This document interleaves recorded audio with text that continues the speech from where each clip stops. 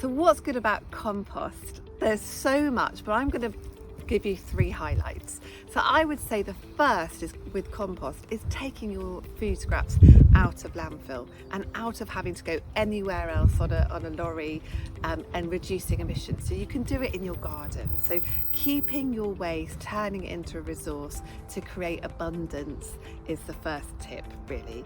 The second highlight of compost is once that compost, which is basically decomposed organic matter, so food or anything that's come from a tree, so paper, cardboard, all of that creates this dense organic resource that when that is put onto soil, which can be quite inert. It can be, soil is essentially clay, sand and silt. Not a huge amount of life going on without that organic matter. So by adding the compost to the soil, you're actually enlivening and enriching the soil and activating what we call the soil food web. So all the life and the microbial life within that soil starts doing its own work as well.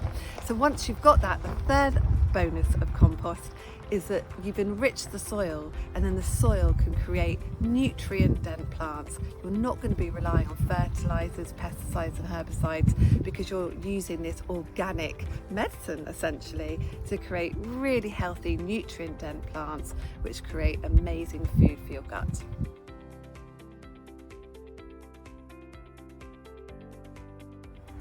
So what do we do at our workshops? I think our USP is that I am not an expert, okay? So I am not a soil scientist, and I don't have roots and sort of doctorates in any type of science at all. And I think that's what's really engaging, that it's about learning together with the community. What I do have is a huge passion for soil and compost and recycling and transforming any type of organic resource into compost. And that was my passion from being a home grower, and I think that comes across in the workshops, that actually anyone can do this. It's not rocket science. So the big piece here is an exhibition piece to say you don't need all of this infrastructure, you don't need a hot composter ride down.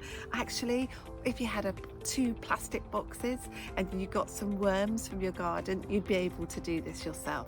So a lot of our workshops, like our bokashi workshop, is all about tapping into people that are maybe already composting their food waste, but thinking, what do I do with the meat? What do I do with the dairy? I put that in my green compost bin and that gets collected. But actually, if you want to keep all of that and keep every element of abundance that you possibly got, we can show you how to do that and compost with bokashi.